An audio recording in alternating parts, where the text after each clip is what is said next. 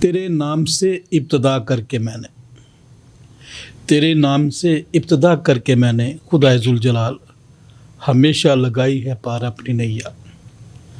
मुअज़्ज़ज़ नाज़रीन, एक नए प्रोग्राम और एक नई मेहमान शख्सियत के साथ आपका मेज़बान Tariq Saraj Chaudhry, programme the truth with Tariq Chaudhry हाज़िर खिदमत है। नाज़रीन, आप जानते हैं कि हमारा ये सच का सफ़र है और हम निकलते हैं सच की तलाश में। आप सच के इस सफ़र में हमारे साथ साथ होते हैं और सच के इस सफ़र में हमेशा हमारे साथ कोई ना कोई अजीम महान शख्सियत मौजूद होती है, और वो शख्सियत जिसने अपनी ज़िंदगी में बेशुमार माइलस्टोन्स क्रॉस किए होते हैं। अपनी ज़िंदगी में उन्होंने ज़ीरो से हीरो तक का सफ़र किया होता है। वो तमाम सच्चाइयाँ जो उनकी ज़िंदगी में पेश आई होती हैं और वो तमाम हक़ाइक़ जिनकी वजह से हमारे बहुत से नाज़रीन कुछ ना कुछ सीखते हैं, वो हम अपने इस प्रोग्राम में डिस्कस करते हैं। आज की जो हमारी मोअज़्ज़ज़ मेहमान शख्सियत है, उनकी ज़िंदगी का सफ़र जो है वो इंतहाई दिलचस्प है। मंज़िल की तरफ बढ़ते बढ़ते बहुत से रास्तों को, बहुत सी कठिनाइयों को और बहुत से दश्तों को उन्होंने इस तरह से अबूर किया और अपने हौसले को, अपने अज़म को इस कदर बुलंद रखा कि मंज़िल लम्हा लम्हा उनके करीब आती गई। और फिर एक वक्त वो आया जब वो विक्ट्री स्टैंड पे खड़े होकर मुस्कुरा कर उन्होंने तमाम मायूसियों को, नाउमीदियों को और हौसला खो देने वाली तमाम कुव्वतों को ललकारा और अपनी विक्ट्री को सेलिब्रेट किया। नाज़रीन, सच के इस सफ़र में आज हम उनके साथ सारे हक़ाइक़, सारी बातें और वो सारी दुश्वारियाँ और वो सारी कामयाबियाँ जो उन्होंने समेटी, उन पर बात करेंगे। हम चूँकि हक़ और सच के फ़र्जंद हैं, सच्चाई हमारा शेवा है और कलाम मुक़द्दस में भी ये मरकूम है कि बस तुम सच्चाई से वाक़िफ़ हो जाओ तो सच्चाई तुमको आज़ाद करेगी। आज की हमारी जो मुअज़्ज़ज़ मेहमान शख्सियत हमारे साथ मौजूद हैं, पाकिस्तान के मसीहियों का फ़ख्र है। नौजवानों के लिए वो एक लाइट हाउस, जिसको मशले राह कहते हैं, वो मशले राह है।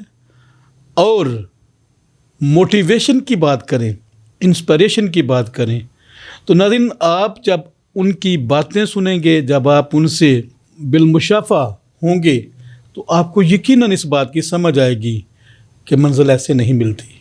मंज़िल के लिए तगोदो करनी पड़ती है। मैं अक्सर कहा करता हूँ कि कदम उठते हैं तो मंज़िल की गिरा खुलती है, रास्ते दूर से दुश्वार नज़र आते हैं। आइए आपकी मुलाकात करवाते हैं। आज हमारे साथ नौजवान ऑफिसर हैं कस्टम में, वो एक आला ओहदे पर, इंस्पेक्टर के ओहदे पर फायज़ हैं और मसीही कौम का सर उन्होंने फ़ख्र से बुलंद किया है और हमेशा अपनी कौम के लिए मुतफ़क्कर और अपने नौजवानों के लिए हमेशा वो कोशां रहते हैं ताकि हमारे मसीही नौजवान जो हैं वो अपनी अपनी मंज़िल को पा सकें जैसे उन्होंने ख़ुद अपनी मंज़िल को पाया।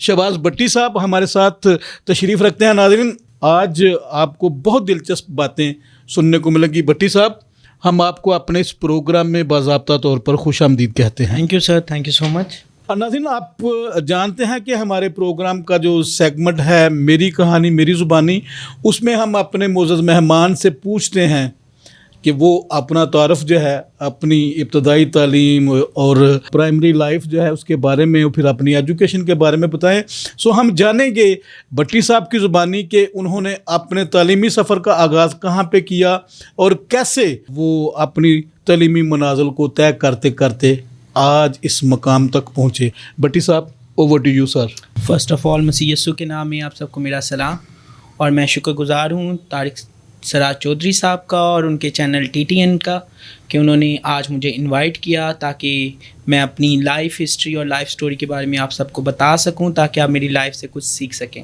مسیح یسوع نے مجھے بہت زیادہ بلیس کیا ہے اور اس کا آغاز میری جو پرائمری ایجوکیشن ہے وہ لاہور میں ایک پرائیویٹ سیکٹر کے اسکول سے ہوئی.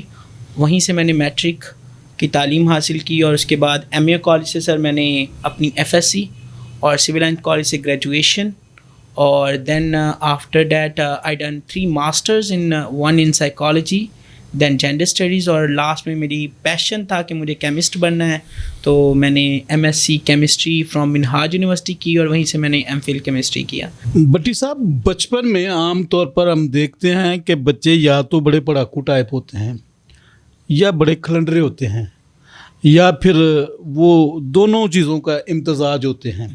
آپ کا بچپنا کیسا گزرا؟ کوئی ایسی کوئی یادگار بات ابھی تک آپ یا آپ کی فیملی ممبرز یا کزنس وغیرہ جس کو یاد کر کے آج بھی محظوظ ہوتے ہوں؟ سر میرا بچپن میرے بھائیوں کی وجہ سے میں یہی کہوں گا پڑھاکو ہی گزرا ہے. ایک دفعہ کا واقعہ ہے کہ میں 4th کلاس میں تھا تو میری پرسنٹیج 91 آ گئی. تھا میں فرسٹ ہی تو پھر بھی مجھے مرغا بنایا گیا کہ آپ کی پرسنٹیج 2% کم ہے. تو میرے بھائیوں کا اور میری بہنوں کا بہت زیادہ کردار ہے میری ایجوکیشن میں اور مجھے کبھی بھی باہر گلی میں کھیلنے کی اجازت نہیں ہوتی تھی اور مجھے 24 آور اپنی تعلیم پہ ہی فوکس کرنا ہوتا تھا. سر آپ نے 3 مختلف سبجیکٹس میں ماسٹرز کیا. عام طور پر ہوتا یہ ہے کہ کسی ایک سبجیکٹ میں لوگ اسپیشلائزیشن کرتے ہیں. یہ بات کافی حد تک مماثلت رکھتی ہے کہ آپ کے جو تینوں سبجیکٹس ہیں وہ ایک دوسرے کے ساتھ کولیبوریٹ کرتے ہیں. کیا وجہ تھی کہ آپ نے یہ 3 ماسٹرز کیے اور پھر ایک کے لیے آپ MPhil میں چلے گئے؟ PhD کی طرف کیوں نہیں گئے؟ PhD اس لیے نہیں گیا کیونکہ میرا پیشن تھا کیمسٹری اور جب میں نے گریجویٹ کیا تو تب لٹرلی اسپیکنگ کیمسٹری کا میرٹ ہائی تھا اور وہ میرا میرٹ نہیں بن پایا ان گورنمنٹ یونیورسٹی. دین میں نے اس کے لیے ایفرٹ کی اور اس کے لیے سر پرائیویٹ یونیورسٹی میں کنڈکٹ کرنے کے لیے پیسے جمع کیے اور مین وائل میں نے سائیکالوجی میں بھی ماسٹرز کر لیا. تو یہ نہیں کہوں گا کہ لیک آف کوئی مجھے تھا کہ کوئی منزل نہیں ہے. منزل میری کیمسٹری ہی تھی لیکن اس کے راستے میں جو آتا گیا پھر میں اسے کمپلیٹ کرتا گیا. بٹی صاحب کیمسٹری اور افسری یہ 2 متضاد چیزیں ہیں. خوشی بھی ہے ہمیں، آپ ہمارا بلکہ پوری مسیحی قوم کا فخر بھی ہیں کہ آپ ایک ایسے شعبہ کے ساتھ وابستہ ہیں جو پرائیڈ کی بات ہے. لیکن ان دونوں کے ردم کی سمجھ نہیں آئی. تھوڑا اس بارے میں آپ میرے ناظرین کو بتائیں. جہاں تک کیمسٹری کا تعلق ہے تو یہ سوال میرے انٹرویو میں بھی آیا تھا. انہوں نے مجھ سے پوچھا کہ you are a very good chemistry teacher, اگر ہم آپ کو اپوائنٹ کر لیں گے تو بچے تو ایک اچھے کیمسٹری ٹیچر سے محروم ہو جائیں گے. تو میرا ان کو یہ جواب تھا کہ کسٹم میں جب ہم کیمیکل انالیسس کرتے ہیں یا کوئی کیمیکل امپورٹ ہو کے آتا ہے وہاں پہ بھی کیمسٹری کا رول ویسے ہی رہتا ہے کیونکہ سب سے پہلے کسٹم آفیسر جو ان سے انٹریکٹ کرتا ہے وہ کسٹم انسپیکٹر ہی ہوتا ہے. تو کیمسٹری میں یہ نہیں کہوں گا کہ وہ بالکل ہی بے رہ گئی ہے، اس کا مجھے بینیفٹ رہا ہے کسٹم میں اور کسی حد تک وہ بینیفیشیل ہی ہے اور اس طرح کیمسٹری مجھے ہیلپ کرتی ہے میری جاب میں سر افسری میں. بٹی صاحب آپ نے بطور معلم ایک بڑی سیریز جو ہے وہ بطور معلم جو ہے وہ کی ہے. کون کون سے اداروں میں آپ پڑھاتے رہے ہیں؟ سر کسٹم کو جوائن کرنے سے پہلے میں نے تقریباً 13 سال ٹیچنگ کی ہے سر اور اس میں نے ایجوکیٹر کی جو ایگزام تھے وہ بھی پاس آؤٹ کیے تھے لیکن میں نے اسے جوائن نہیں کیا کیونکہ تب میں کپس میں بھی پڑھا رہا تھا، یونیک میں بھی اور امریکن لا اسٹف انٹرنیشنل میں ایز اے پرنسپل اور as a coordinator of chemistry work out کرتا رہا ہوں. مین وائل یہاں پہ جاب ہونے کے بعد میں نے پھر پاکستان کسٹم کو جوائن کیا. آپ بطور معلم میں اس بات کو انڈرسٹینڈ کر سکتا ہوں کیونکہ جتنے پریسائز آپ جوابات دے رہے ہیں مجھے اس بات سے ادراک ہو رہا ہے کہ آپ کی گرپ اپنے مضامین پر بہت مضبوط تھی.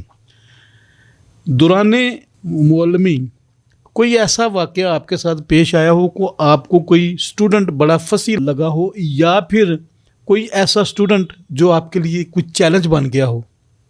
اچھا ٹیچر اگر میں اپنے آپ کو کہتا ہوں تو اس لیے کہتا ہوں کیونکہ اچھے ٹیچر کا کام لائک اسٹوڈنٹ کو پڑھانا نہیں ہوتا. فصیح اسٹوڈنٹس جن کا کیلیبر کم ہے انہیں کو کیمسٹری پڑھانا, کیونکہ کیمسٹری ایز اٹ از ایک مشکل سبجیکٹ سمجھا جاتا ہے, لیکن ایک اچھا ٹیچر وہی ہوتا ہے جو اسے آسانی سے سمجھا سکے. اور سر یہ میرے لیے پراؤڈ کی بات ہے کہ میرے اسٹوڈنٹس کے 60/60 یا جتنے کے بھی ایگزام ہوتے تھے اس کے فل مارکس ہی ہوتے تھے. I was one of the best teachers in chemistry. Great. Bhatti صاحب, کسٹم کی نوکری اور ایک بہترین معلم, ایک بہترین ٹیچر, کیسے آپ انڈلج ہوئے اس جاب کے لیے؟ سر جہاں تک کسٹم کی بات کروں تو جب میں نے کسٹم جوائن کیا تو میرے لیے ہرڈل تھیں, کیونکہ میرا ٹیمپرامنٹ ٹیچر والا تھا اور انسپیکٹر کا ٹیمپرامنٹ کبھی بھی ٹیچر والا نہیں ہوتا. تو by the grace of God اب میں اس کے لیے اپنے آپ کو ایڈجسٹ کر چکا ہوں کہ معلمی والی اپنی ٹون اور اپنی جو لہجہ تھا اسے تھوڑا سا چینج کر کے اب میں ایک آفیشلی انسپیکٹر کی ڈیوٹیز کو پرفارم کر رہا ہوں. ہرڈل تھیں لیکن اب میں نے انہیں اوور کم کر لیا ہے. میرا ذاتی تجربہ ہے کہ جس جاب میں آپ ہیں اس میں بے شمار چیلنجز ہیں. اپنی جاب کے دوران آپ کو مختلف قسم کے کلپریٹس کا سامنا بھی کرنا پڑتا ہے. بعض اوقات ان کلپریٹس کو شیلٹر دینے والے بھی بہت سے لوگ جو ہیں وہ آڑے آتے ہیں. بعض اوقات ایسے ہوتا ہے کہ آپ کو کسی اپنے ہی سینئر کے ساتھ کسی قسم کا کوئی ایسا معاملہ الجھاؤ کا شکار کر دیتا ہے کہ ایک طرف آپ کا اصول کھڑا ہوتا ہے اور ایک طرف کوئی ایسا معاملہ جو آپ کو آپ کا اصول توڑنے پر مجبور کرنے کے لیے اکسا رہا ہو. کوئی اس طرح کی صورتحال آپ کے ساتھ کوئی پیش آئی ہو؟ سر 3 سال کے سروس میں آج تک تو ابھی تک ایسا نہیں ہوا, کیونکہ جتنے بھی میرے سینئر صاحبان ہیں وہ ان کی ایک سٹیٹمنٹ ہے کہ ڈو اٹ, ہم آپ کے بیک پہ کھڑے ہیں. تو میرے افسران بہت ہی نائز ہیں سر, اور کبھی بھی وہ ایسا عمل کرنے کو نہیں کہتے جو اگینسٹ دا لا ہو. تو اس کے لیے میں ان کا شکر گزار ہوں کہ کبھی انہوں نے ایسا کچھ کہا بھی نہیں اور ہمیشہ وہ مجھے بیک کرتے ہیں. بٹی صاحب, دوران سروس میں ذاتی طور پر گواہ ہوں اس بات کا کہ جو ہمارے سپاہی لیول کے سٹاف ہوتا ہے وہاں پر کوئی چھوٹا موٹا ڈسکرمنیشن محکموں میں عام طور پر نہیں ہوتا, لیکن کچھ لوگوں کو فیس کرنا پڑتا ہے ڈیو ٹو ریلیجن. ایک قسم کی ایک لکیر سی کھینچتے ہیں کچھ لوگ. ہم چونکہ سمجھتے ہیں کہ ہمارے معاشرے میں کچھ اس طرح کے عوامل یا عناصر موجود ہیں, دوسرے لفظ میں کہنا چاہیے کہ وہ اس بات کو ڈسکرمنیٹ کر کے شاید کوئی اپنے لیے کوئی بڑا فخر کی بات سمجھتے ہیں. محکموں میں تو چونکہ ظاہر ہے آپ کو بطور آپ کا رینک ہی ڈیل کیا جاتا ہے, تو کوئی آپ کی سروس کے دوران کسی قسم کا کوئی ایسا معاملہ آپ کے علم آیا ہو جہاں پہ آپ کو ریلیجن کی بنیاد پر ڈسکرمنیٹ کیا جا رہا ہو؟ نہیں سر, پاکستان کسٹم ایک ایسا ڈپارٹمنٹ ہے جہاں پہ ریلیجیس ڈسکرمنیشن نہ ہونے کے برابر ہے, اور نہ میں نے آج تک کوئی ریلیجیس ڈسکرمنیشن فیس کی ہے. اور میرے افسران ہیں, میرے کولیگ ہیں, وہ کبھی بھی ریلیجیس بیس پہ ڈسکرمنیشن نہیں کرتے, اور پاکستان کسٹم میں اس طرح کا کوئی لائی عمل نہیں ہے. ناظرین, میں یہ بات اس لیے اپنے اس معزز مہمان سے پوچھنا چاہ رہا تھا کیونکہ بہت سے ایسے معاملات ہیں جہاں پر ہمارے نوجوان جو ہیں وہ اس سوچ میں ڈوبے رہتے ہیں کہ اگر ہم اپنے سرکل سے باہر نکلیں گے, اگر ہم اپنے حلقہ سے باہر نکلیں گے, اگر ہم اپنے اوپر چڑھے ہوئے خول کو توڑ کر اس سے باہر نکلیں گے تو شاید ہمیں بہت سے مشکلات کا سامنا کرنا پڑے.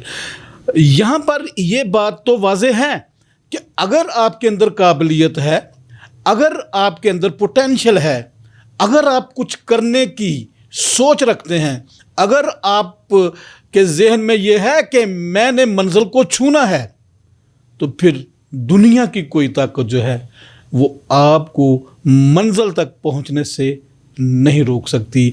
और ये बात आज की हमारी इस मोअज़्ज़ज़ मेहमान शख्सियत ने अपनी अमली ज़िंदगी और तजर्बे से आप सब तक पहुंचाई कि है अगर ख्वाहिश परवाज़ तो पर पैदा कर। अगर आप उड़ना चाहते हैं तो फिर ख़ुद आपको अपने परों को जला देने की ज़रूरत है, अपने अंदर एक एतमाद पैदा करने की ज़रूरत है, अपने आप को टटोलने की तलाश करने की ज़रूरत है और फिर चल निकलने की ज़रूरत है। और जब आप चल निकलते हैं, जैसे जैसे आप मंजिल की तरफ बढ़ते हैं, मंजिल आपके करीब आना शुरू हो जाती है।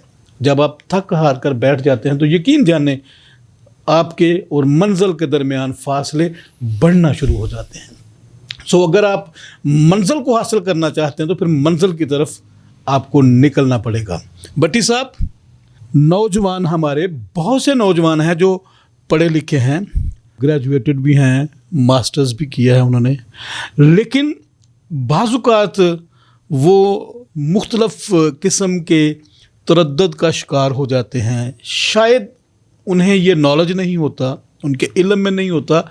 मैं चाहता हूं कि आज TTN के प्लेटफार्म से आपको हज़ारों लाखों नौजवान देखेंगे। मैं ये चाहता हूं कि आप इन नौजवानों को ये पैगाम दें कि एक स्कूल टीचर, और मैं इस बात के लिए दुआ गो हूँ कि खुदा करे कि आप कलेक्टर तक जाएं, खुदा करे कि आप इसकी जो हाईएस्ट प्लेस है, और आपके पास अभी बड़ा स्कोप है, उम्र भी है आपकी और एजुकेशन भी खुदा ने आपको अच्छी दी है। आई बिलीव कि आप बुलंदियों तक जाएंगे। मैं ये चाहता हूँ कि आप हमारे नौजवानों को बताएं कि कैसे वो एक गांव के आम गरीब ख़ानदान से निकलकर एक बहुत बड़ा अफसर बन सकते हैं। सर थैंक यू, मैं इस पे आपका शुक्रगुज़ार हूँ कि आपने ये क्वेश्चन किया। सर कस्टम में मुझे 3 साल हो गए और रिसेंटली जॉब्स आई थी अपना AD, तो मैंने उस पर भी अप्लाई किया सर। तो बेटरमेंट की तरफ हमें मूव करना चाहिए, तो उसके लिए नौजवानों के लिए सबसे ज़रूरी ये है कि वो अपने आप को अप टू डेट रखें नॉलेज से, क्योंकि जो नई जॉब्स आ रही हैं लाइक FIA, NAB या कोई भी दूसरा डिपार्टमेंट है, उसके बारे में ना होनी चाहिए उन्हें। और हर डिपार्टमेंट के अंदर एक स्पेसिफिक कोटा है, तो आपको सिर्फ पेपर दे के उनके ऊपर फुल एफर्ट करनी है। जस्ट लाइक CSS, उसके ऊपर भी 5% कोटा है, जहाँ पे 100 सीटों के ऊपर 100 कैंडिडेट हैं। आप एज अ मिनॉरिटी उसे क्लियर भी करते हैं तो आपके लिए अपॉर्चुनिटी ज़्यादा खुल जाती हैं। तो हमें टाइम वेस्ट करने की बजाय गवर्नमेंट सेक्टर को ज्वाइन करना मेरे लिए ज़्यादा बेटर है। और आज मैं अपने सब जानने वालों को यही एडवाइस करता हूँ कि आप गवर्नमेंट जॉब की तरफ मूव करें, और उसके लिए आपको अपडेट रहना पड़ेगा। जो भी जॉब्स आ रही हैं न्यूज़पेपर के ज़रिए, सोशल मीडिया के ज़रिए, उनके एड्स को देखना पड़ेगा। आमतौर पर भट्टी साहब एक ये भी मसला आड़े आता है कि लोग जॉब के डिस्क्रिप्शन से तो आगाह हो जाते हैं, लेकिन उसके लिए उन्हें क्या क्या वसाइल दरकार हैं, कौन सी राह जो है वो मुंतखब करनी है स्टडी के हवाले से, या इस तरह थोड़ा सा मैं चाहता हूँ कि इसमें आप थोड़ी सी गाइडलाइन जो है वो बताएं नौजवानों को, ताकि वो जान सकें कि सिविल सर्विस में जाने के लिए या इस तरह के जो एग्ज़ाम्स आते हैं उनके लिए उन्हें कौन कौन से जो हैं इक्विपमेंट्स हैं होने चाहिए। सर सबसे ज़रूरी ये है कि जो आज का करंट अफेयर है, कोई भी गवर्नमेंट जॉब के लिए जो पहला पेपर होता है वो MPT या MCQs का पेपर होता है। उसे क्वालिफाई करने के लिए सबसे पहले तो उसका करंट नॉलेज और जो भी बैकग्राउंड हिस्ट्री है, यानी हर एक के पार्ट्स होते हैं, तो उसके लिए बुक्स भी अवेलेबल हैं और उसके लिए आपका करंट नॉलेज होना बहुत ज़रूरी है।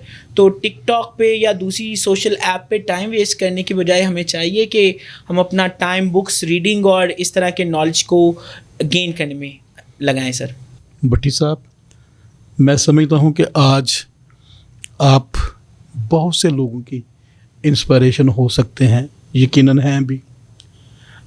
आपकी इंस्पिरेशन क्या, कैसे आप मोटिवेटेड हुए इस सारे सफ़र के लिए, कैसे आपको इस मामले में ब्रिंग अप किया गया, कौन सी ऐसी शख्सियात हैं जिनको आज आप ये क्रेडिट देना चाहते हैं कि आज मैं जिस मकाम पे खड़ा हूँ इस हस्ती की वजह से मैं खड़ा हूँ। मैं सबसे पहले अपने भाइयों को क्रेडिट देना पसंद करूँगा। मेरे 2 बड़े भाई हैं और मेरा यहाँ तक का सफ़र उनकी बदौलत है, मेरी बहनों की बदौलत है। और मैं उन बच्चों में से नहीं था जिन्हें खेलने की इजाज़त होता था लेकिन टाइम लिमिट के साथ। और हमेशा ये कहा जाता था कि पेपर आ रहे हैं, स्टडी करो। तो आज जो कुछ भी हूँ अपने भाइयों और अपनी बहनों की बदौलत हूँ और उनकी सख्ती की वजह से हूँ। तब मुझे उनकी सख्ती अच्छी नहीं लगती थी, लेकिन आज इस यूनिफॉर्म को जब देखता हूँ तो मुझे उनकी सख्ती बहुत याद आती है और उनका मैं शुक्रगुजार हूँ कि उन्होंने सख्ती की और आज मैं इस मुकाम पे हूँ। कोई पैगाम आप हमारी यूथ को हमारे इस प्लेटफॉर्म से देना चाहते हो कि यूथ को शहबाज भट्टी बनने के लिए क्या करना चाहिए? शहबाज भट्टी से बेहतर ऑफिसर्स ये बन सकते हैं। इन्हें सिर्फ एफर्ट करनी है और अपने ईमान को पुख्ता रखते हुए। मैं आज जो कुछ भी हूँ मसीह यस्सु की बदौलत हूँ, उनकी नवाजिश है कि उन्होंने मुझे ये नवाजा। तो खुदा ताला की ब्लेसिंग है ये, लेकिन उसके साथ साथ थोड़ी सी मेहनत ज़रूरी है। वो जैसे कहते हैं God help those who help themselves. तो सबसे पहले हमें अपनी मदद करनी है, एफर्ट करनी है और यकीनन मसीह यस्सु हमें ब्लेस करते हैं और उसकी बदौलत हम कामयाबियाँ हासिल करते हैं। नाज़रीन, ईमान एक ऐसी कुव्वत है जो आपको आपकी मंजिल तक लेके चली जाती है। ईमान के वसीला से आप बड़े से बड़ी कुव्वत को भी, बड़ी से बड़ी मुश्किल को भी अपने रास्ते से हटा सकते हैं।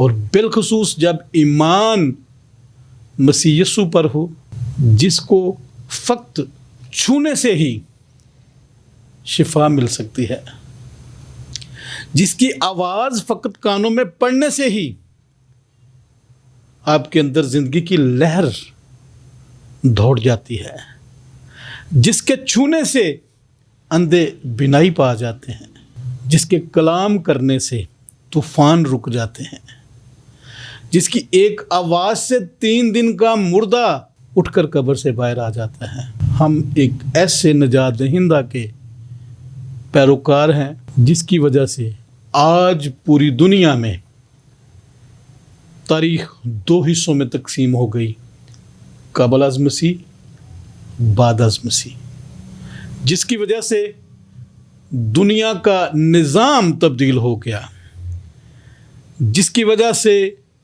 शरीयत फ़ज़ल में मुंतकिल हो गई। और मैं ये समझता हूँ कि शहबाज भट्टी साहब ने इतना खूबसूरत पैगाम अपने नौजवानों के लिए देकर ये साबित कर दिया कि वो एक सच्चे मसीही हैं और एक सच्चे पैरोकार हैं, जिन्होंने अगरचे अपनी तालीम के बलबूते पर, अगरचे अपनी मेहनत के बलबूते पर, लेकिन सबसे बढ़कर मसीह यस्सु के उस ईमानी नुक्ता को अपनी ज़िंदगी का हिस्सा बनाकर, जिसमें मसीह यस्सु अपने मुंह से फरमाते हैं कि जा तुझे तेरे ईमान ने अच्छा किया। वो ईमान जो हमें अच्छा होने के लिए दरकार है, उसको अगर हम अपनी ज़िंदगी का हिस्सा बना लेंगे, मायूसी नहीं रहेगी, नाउमीदी नहीं रहेगी, आपकी ज़िंदगी में रोशनी हो जाएगी, कामयाबियाँ आपका ताक़ुब करना शुरू हो जाएंगी। इस उम्मीद के साथ, इस यकीन के साथ कि आप अपनी तालीम पर भी तवज्जो देंगे, इस यकीन के साथ कि आप अपने बड़ों का अदब और एहतराम भी करेंगे, और इस ईमान के साथ कि आप अपना ईमान का ताल्लुक़ मसीह यस्सु से जुड़ा रखेंगे, कामयाबियाँ आप के पीछे पीछे होंगी और आप अपनी ज़िंदगी में मनाज़िल तय करते हुए आगे बढ़ते जाएंगे, जिस तरह से हमारे मोअज़्ज़ज़ मेहमान शहबाज भट्टी साहब अपनी मनाज़िल को तस्खीर करते जा रहे हैं। भट्टी साहब, आपके हम शुक्रगुज़ार हैं कि आपने अपने मसरूफ़ वक्त में से वक्त दिया ताकि हमारे नाज़रीन जो हैं वो आपकी ज़िंदगी से, आपके वाक़यात से और आपकी तालीम से, आपकी तरबियत से और सबसे बढ़कर आपके कैरियर से वाकिफ़ हो सकें। हम उम्मीद रखते हैं कि बहुत से नौजवान जो हैं वो आपसे इंस्पिरेशन लेंगे और बहुत से लोगों के लिए आपकी ये बातें मोटिवेशन का सबब बनेगी। आपकी आमद का बहुत शुक्रिया। Thank you sir, thank you. ناظرین، اس ایمان کے ساتھ کہ دوبارہ آپ سے کسی اور معزز مہمان شخصیت کے ساتھ ملاقات ہوگی، تب تک کے لیے مجھے اپنے میزبان طارق سراج چودھری کو اجازت دیجیے. اگلے پروگرام میں دوبارہ ملیں گے کسی نئے مہمان کے ساتھ. تب تک کے لیے پاکستان زندہ باد.